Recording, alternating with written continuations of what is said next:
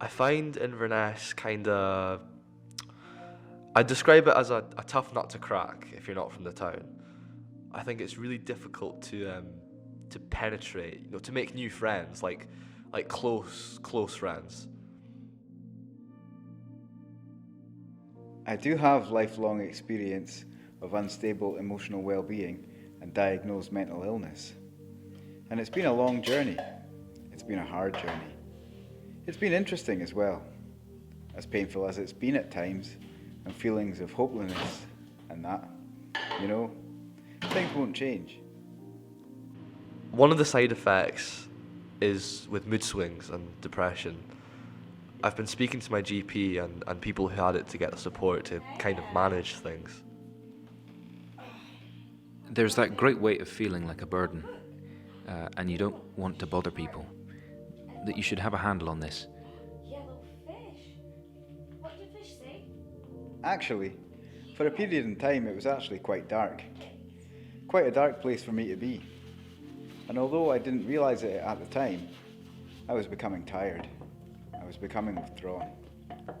My ability to cope with the smallest things became much reduced. And I ended up going to the doctor. And actually ended up on some medication.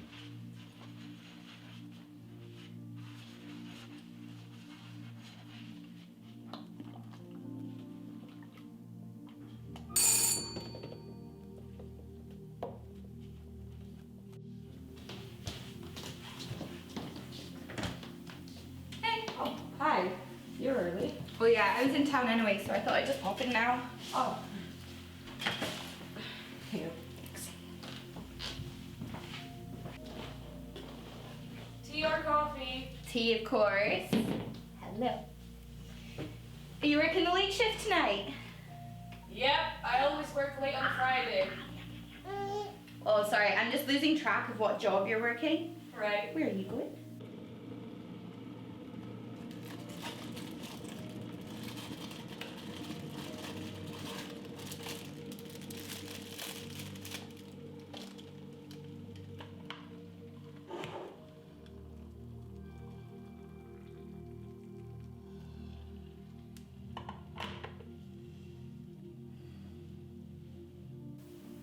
Where are you going? Boop, boop. She even called to see how Grace is doing. Nope. She's probably too high to even notice her own daughter or something. That's ridiculous. She's been here for the past week. No, she doesn't care, that's why. You want my tea? Do you want my tea? Haha. I'll just stay the night then. You call Adam. You need the company of more than a child. What are you after? Thanks. My watch. Checking the time. Are you sure? Yeah, I'm sure. Just bear in mind that I'm working at 12 tomorrow, so be back before then. 12. Got it. Right, I need to go get changed. Where'd she go?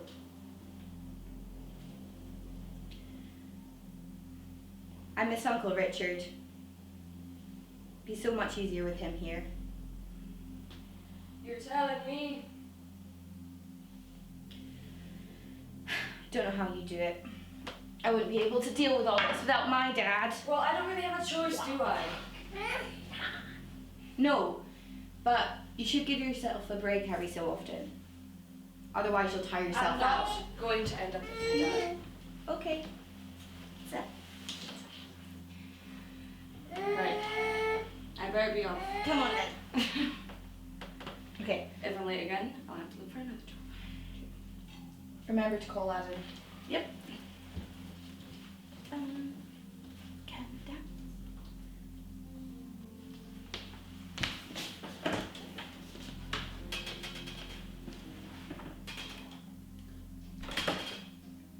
You have to do things for you. The importance of looking after yourself can be underestimated. And when it is underestimated, that's when we see people who have poor mental well-being.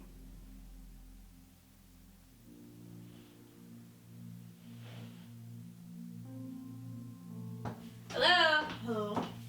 Why aren't you ready yet? I told you I'm not going out. Yep, I know. I didn't listen. I don't want to go out. I don't care. Come on, you cannot sit in your flat alone all day. It's super depressing. Rachel, I'm being serious. I just don't want to be around people. See? Super depressing. Come on, we're going out, and you need to shower. Nate's just messaged me. He's going out too. He's going to say something if he sees me. If he says something, tell him to bugger off, and I will be with you the whole night. I won't leave you with him. I won't leave you alone. Please. I'm tired. Yes. Go. Go.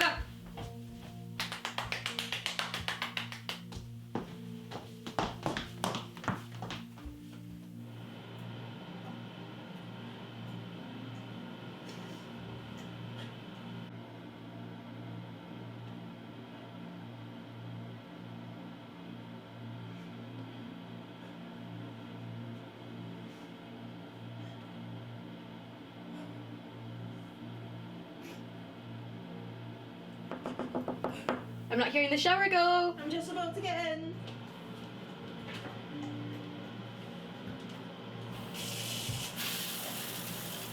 Poor emotional well-being is struggling through each day, kind of finding life difficult to get through. The struggles with all the issues I have.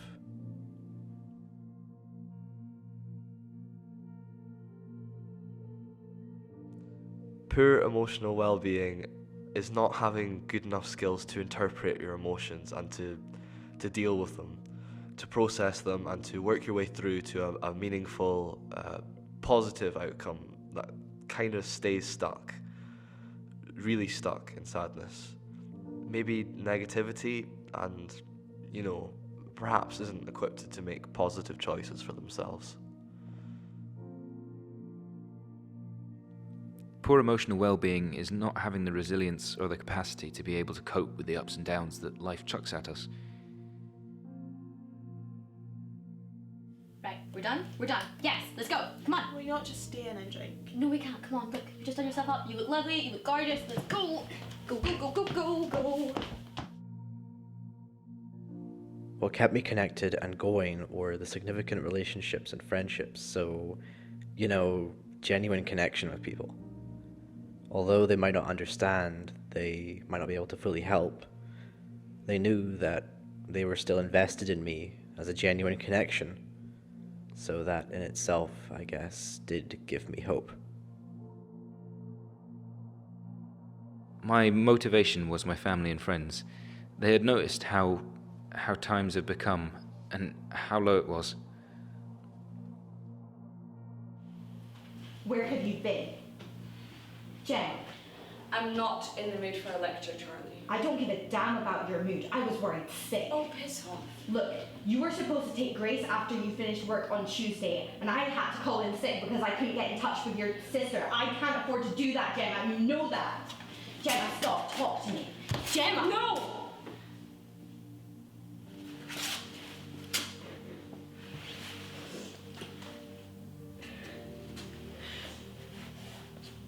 I can't. I just can't do this anymore. What do you mean? Everything. I can't deal with anything and it's never getting any better. It's going to get easier. You don't know that. How can you know that? You can't. Because it has to. Just has to. Why did you never say anything?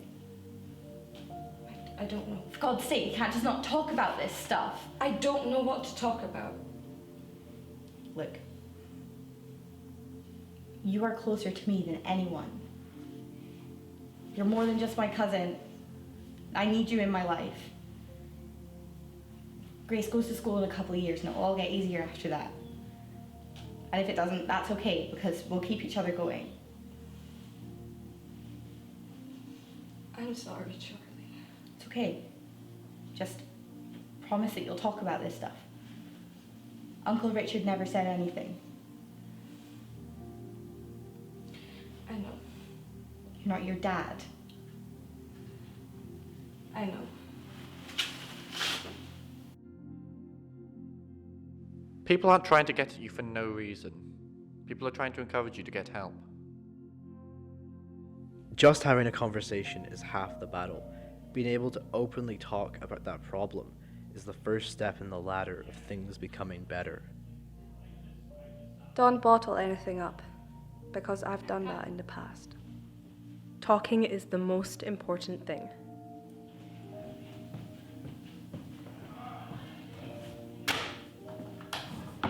Morning. Morning. Did you make a start on the essay? Where did you go last night? I turned around for 2 seconds, I come back and poof, you vanished. I went home. I wasn't feeling it. You were in the taxi. You were all songs and smiles.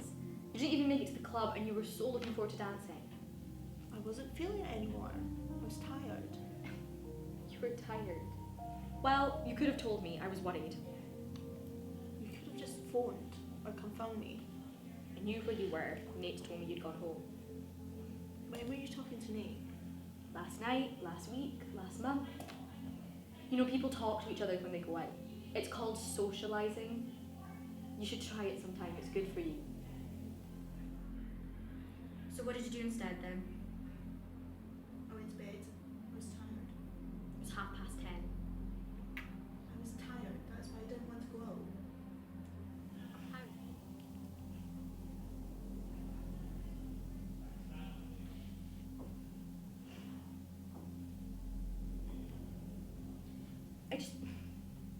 I was getting us drinks. For 2 seconds I left you, and when I came back, you'd gone. Yeah, you left me with Nate. I thought you two were fine. That's what Nate said. No hard feelings and all that. I don't want to drink either. I just didn't want to go out. Then don't. Shh. You don't have to drink. Melissa doesn't drink, and she's one of the best lads there. Look, a couple of us are going to the pub. Come with us. I won't drink, and I will stay with you all the time. I won't leave you alone. Yeah, until you leave me with Nate. Why did you do that? You know about everything that happened. You know, and you still put me in that situation. Do you know how horrible it feels to be left with him? I'm sorry. I didn't think. And you forced me to go out. You made me feel guilty. Because you need to come out, Tegan. You can't just sit in your flat all day. Well, it makes me feel shit going out. And he makes me feel shit as well. I didn't know, but why can't we just go back to normal? Why can't you just come out with us again? Why can't you just come back to normal? You keep telling me these things will make me feel normal, but it doesn't. It doesn't work like that. I'm just... Why? Why doesn't it work like that? Why can't it work like that? I don't know. Tegan,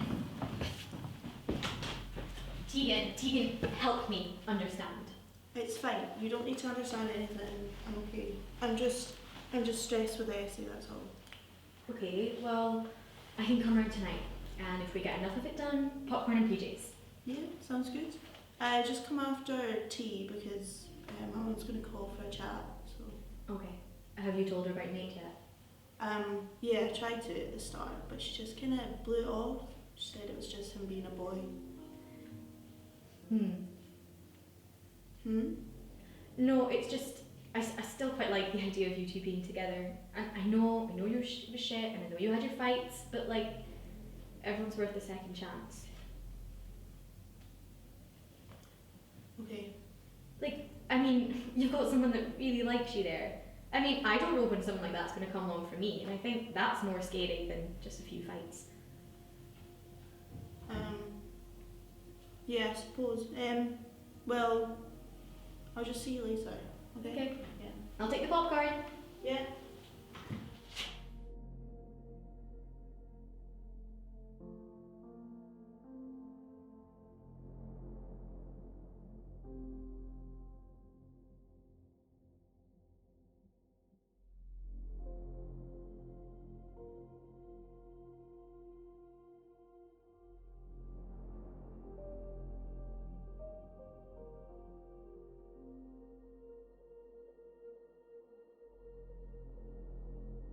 It's not an easy thing to get the words out because you feel silly, you feel embarrassed, you feel pathetic, you feel inadequate.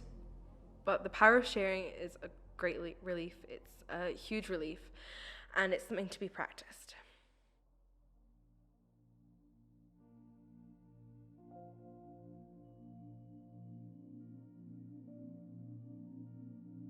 Absolutely talk to somebody. If you have friends and family that you feel comfortable talking to, then that's absolutely fine.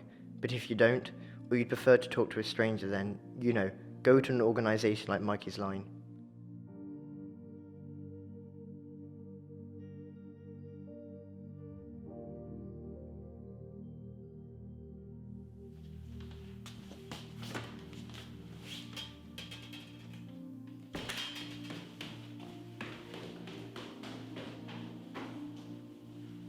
It's being nice to yourself.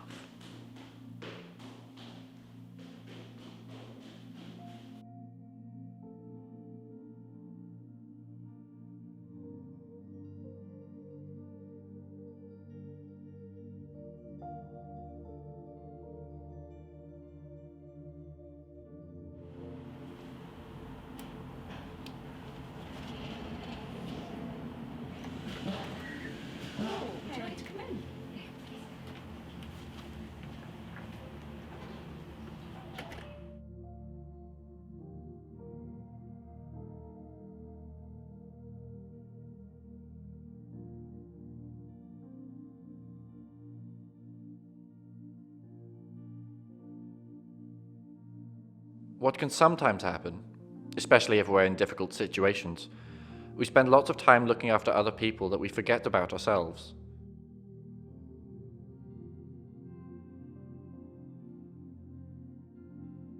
If this was my friend, what would I say to them? Or if this was a family member, what would I say to them?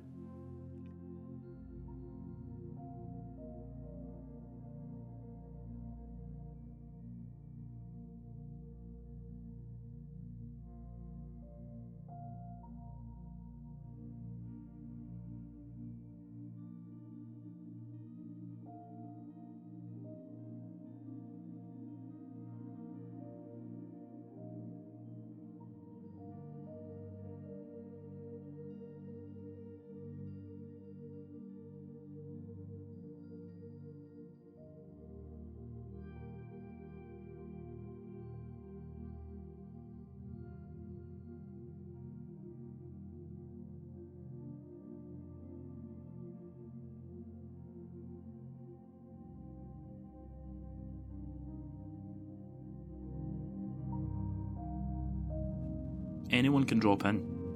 We're open just for a chat or just to sit.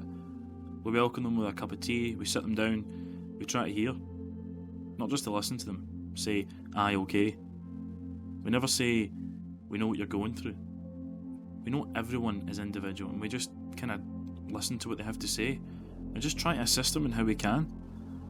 Signpost all the organisations in the board there. Just sort of signpost them in their direction. It depends what level of support that they need, but we just try and help them the best we can. Absolutely. I think there's a misconception perhaps about what we hear in the news, in the media, and the information that we're fed. There's a lot of misinformation that, you hear people talk about. There's nothing out there, no services out there.